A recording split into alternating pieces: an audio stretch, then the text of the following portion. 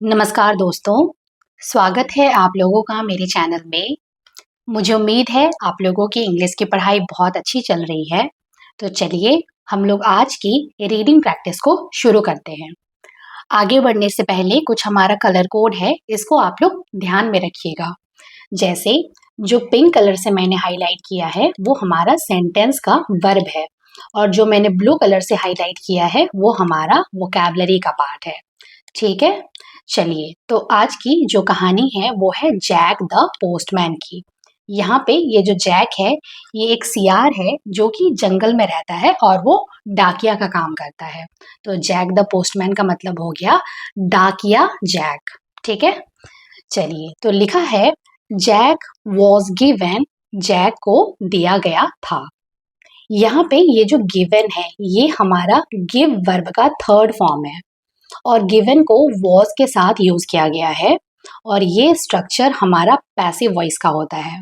इसलिए was given का मतलब होगा दिया गया था। क्या दिया गया था? द वर्क, काम ऑफ अ पोस्टमैन, डाकिया का। पोस्टमैन का मतलब होता है डाकिया। इन द फॉरेस्ट, जंगल में। फॉरेस्ट का मतलब होता है जंगल। तो इसको पढ़ेंगे, जैक को जंगल में डाकिया का काम दिया गया था। एवरी डे, हर दिन, ही, उसे, हैड टू वॉक, चलना पड़ता था। अब यहाँ पे ये जो वॉक वर्ब है इसके साथ हैड टू को यूज किया गया है, और जब भी वर्ब के साथ हम लोग हैड टू का यूज करते हैं तो उसको हम लोग हिंदी में पढ़ते हैं पढ़ता था। यानी यहाँ पे जो हैड टू वॉक का मतलब है वो है चलना पड़ता था। क्या? लॉन्ग डिस्टेंसेस, लंबी दूरी। लॉन्ग डिस्टेंसेस का मतलब होता है लंबी दूरी। इन द फॉरेस्ट, जंगल में। टू डिलीवर, पहुंचाने के लिए। डिलीवर का मतलब होता है पहुंचाना। लेटर्स, पत्र। टू ऑल, सभी। द एनिमल्स, जानवरों को। तो यहाँ पे लिखा हुआ है कि उसे हर दिन सभी जानवरों को पत्र पहुंचाने के लिए जंगल में लंबी दूरी चलना पड़ता था। आफ्टर के बाद, अ डेज, दिन भर की। यहाँ पे ये जो डे है उसके साथ ये एपोस्ट्रॉफी एस है, और इसका मतलब होता है का। इसलिए डेज का मतलब पढ़ेंगे दिन भर की हार्ड वर्क, कड़ी मेहनत। यानी दिन भर की कड़ी मेहनत के बाद जैक वॉज रेस्टिंग, आराम कर रहा था। ऑन अ लॉग, एक लट्ठे पर। एंड, और हैविंग टी, चाय पी रहा था। अब यहाँ पे हम लोग एक बार वर्ब को देखते हैं।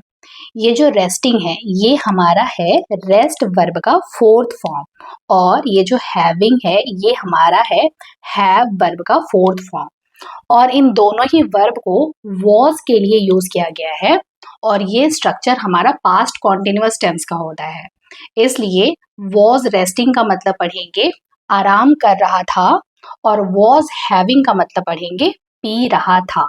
तो इस पूरे लाइन को हिंदी में पढ़ेंगे, जैक लट्ठे पर आराम कर रहा था और चाय पी रहा था। एक रॉबिन, और ये जो रॉबिन है ये एक चिड़िया का नाम है।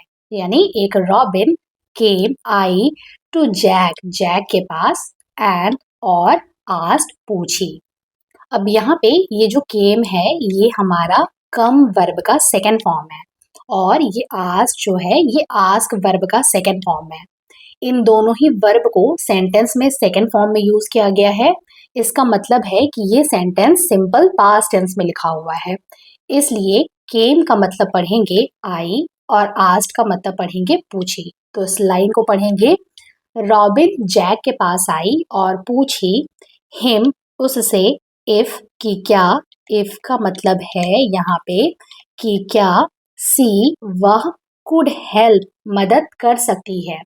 अब यहाँ पे ये जो हेल्प है ये हमारा बेस फॉर्म में यूज किया गया है, मतलब इसको वर्ब के फर्स्ट फॉर्म में ही लिखा गया है, और इसके साथ कुड को यूज किया गया है। और इंग्लिश ग्रामर में जब भी वर्ब के फर्स्ट फॉर्म को कुड के साथ यूज किया जाता है तो जनरली इसका यूज हम लोग संभावना को बताने के लिए करते हैं। इसलिए कुड हेल्प का मतलब पढ़ेंगे मदद कर सकती है। हिम उसकी डिलीवर पहुंचाने में लेटर्स चिट्ठियां। तो इस लाइन में लिखा है रॉबिन जैक के पास आई और उससे पूछी कि क्या वो उसकी मदद चिट्ठियों को पहुंचाने में कर सकती है। जैक लाफ्ड, जैक हंसा, अलाउड जोर से, अलाउड का मतलब होता है जोर से, एंड और टोल्ड कहा। अब यहाँ पे ये जो लाफ्ड है ये हमारा लाफ वर्ब का सेकेंड फॉर्म है और ये टोल्ड हमारा टेल वर्ब का सेकेंड फॉर्म है। अगेन यहाँ पे दोनों ही वर्ब को सेकेंड फॉर्म में यूज किया गया है। इसका मतलब है कि ये सेंटेंस को सिंपल पास्ट टेंस में लिखा गया है। इसलिए लाफ का मतलब पढ़ेंगे हंसा और टोल्ड का मतलब पढ़ेंगे कहा। तो इस लाइन को पढ़ेंगे जैक जोर से हंसा और कहा हर उससे दैट की सी वह वॉज थी टू स्मॉल बहुत छोटी टू डू करने के लिए, मतलब वह बहुत छोटी थी करने के लिए। द वर्क काम ऑफ अ पोस्टमैन डाकिया का, मतलब वो डाकिया का काम करने के लिए बहुत छोटी थी, ऐसा रॉबिन को कहा जाता है। और वो कौन बोलता है? जैक उससे बोलता है। ही उसने गेव दिया द रॉबिन रॉबिन को अ बाइट एक टुकड़ा, बाइट का मतलब होता है टुकड़ा, ऑफ अ बन एक बन का। ये बन क्या होता है? बर्गर में जो ब्रेड को यूज किया जाता है उसको हम लोग इंग्लिश में बन बोलते हैं। और यहाँ पे ये जो गेव है ये हमारा गिव वर्ब का सेकेंड फॉर्म है। अब इसको सेकेंड फॉर्म में यूज किया गया, इसका मतलब है कि ये सेंटेंस को सिंपल पास्ट टेंस में लिखा गया है। इसलिए गेव का मतलब पढ़ेंगे दिया। तो इस लाइन को पढ़ेंगे उसने रॉबिन को बन का एक टुकड़ा दिया। The robin flew off, robin उड़ गई, एंड और सून जल्द ही, केम बैक वापस आ गई, विद के साथ, हर अपने फ्रेंड्स दोस्तों के। अब यहाँ पे ये जो फ्लू ऑफ है ये हमारा फ्लाई ऑफ वर्ब का सेकेंड फॉर्म है और ये केम हमारा कम वर्ब का सेकेंड फॉर्म है। इन दोनों ही वर्ब को सेकेंड फॉर्म में यूज किया गया है। इसका मतलब है कि ये जो सेंटेंस है इसको सिंपल पास्ट टेंस में लिखा गया है। इसलिए फ्लू ऑफ का मतलब पढ़ेंगे उड़ गई और केम का मतलब पढ़ेंगे आई। तो इस पूरे लाइन को पढ़ेंगे रॉबिन उड़ गई और जल्द ही अपने दोस्तों के साथ वापस आ गई। दीज बर्ड्स, ये सारी पक्षियां, स्टार्टेड शुरू कर दी, हेल्पिंग मदद करना, जैक जैक की, डिलीवर पहुंचाने में, लेटर्स चिट्ठियों को। अब यहाँ पे ये जो स्टार्टेड है ये हमारा है स्टार्ट वर्ब का सेकेंड फॉर्म। इसको सेकेंड फॉर्म में यूज किया गया। इसका मतलब है कि जो सेंटेंस है इसको सिंपल पास्ट टेंस में लिखा गया है। इसलिए स्टार्टेड का मतलब पढ़ेंगे शुरू कर दिया। और ये जो हेल्पिंग है यहाँ पे ये देखने में लग रहा है कि ये कॉन्टिन्यूअस टेंस में लिखा गया है, लेकिन हकीकत में ये वर्ब की तरह यहाँ काम नहीं कर रहा है, बल्कि यहाँ पे ये नाउन की तरह काम कर रहा है। और इसी तरह के वर्ब को इंग्लिश ग्रामर में हम लोग जेरंड बोलते हैं। तो इसको पढ़ेंगे कि जो सारी पंछियां थी वो क्या की, जैक की मदद करना, चिट्ठियां पहुंचाने में शुरू कर दी। मेल्स चिट्ठियां, चिट्ठियां को हम लोग इंग्लिश में मेल्स भी बोलते हैं, मतलब चिट्ठियां। वर गिवन दिया गया, टू स्मॉल छोटे, बर्ड्स पंछियों को, एंड और पार्सल्स, पार्सल्स क्या होता है? जो सामान होता है उसको जब हम लोग पैक करके भेजने के लिए बनाते हैं तो उसको इंग्लिश में हम लोग पार्सल्स बोलते हैं। तो यहाँ पे यही लिखा हुआ है कि पार्सल्स वर गिवन दिया गया, टू बिग बड़े, बर्ड्स पंछियों को, टू डिलीवर पहुंचाने के लिए। और यहाँ पे ये जो गिवन है ये हमारा है गिव वर्ब का थर्ड फॉर्म और इसके साथ वर को यूज किया गया है और ये स्ट्रक्चर हमारा पैसिव वॉइस का होता है, मतलब ये जो पूरा सेंटेंस है ये हमारा पैसिव वॉइस में लिखा हुआ है। इसलिए वर गिवन का मतलब पढ़ेंगे दिया गया।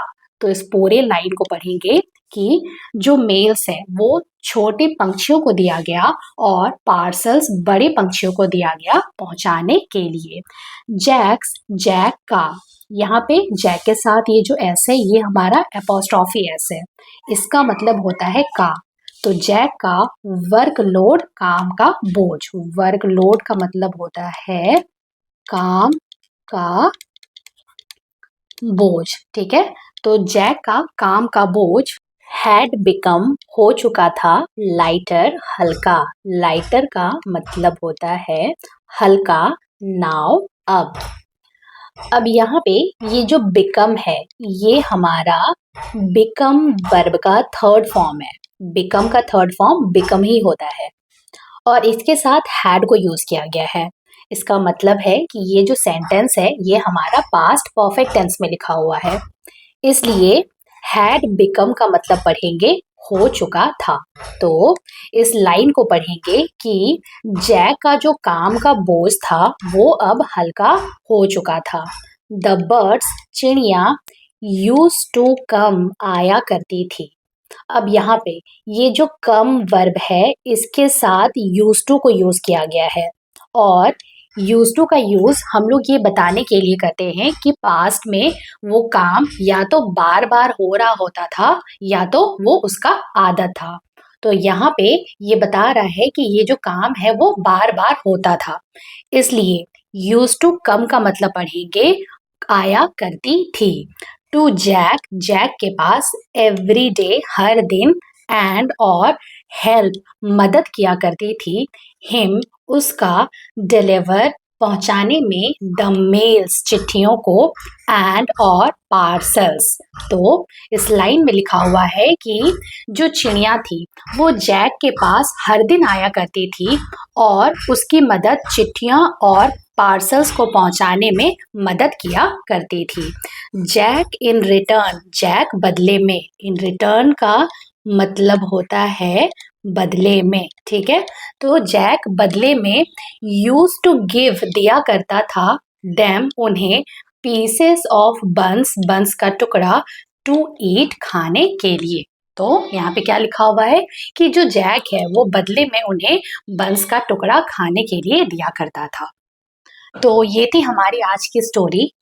मुझे उम्मीद है आप लोगों को ये कहानी अच्छी लगी होगी और आप लोग बहुत सारे वोकैबुलरी और ग्रामर के कॉन्सेप्ट्स को आज सीखे होंगे। तो मिलते हैं हम लोग एक नई स्टोरी के साथ। तब तक के लिए have a good day and thank you so much.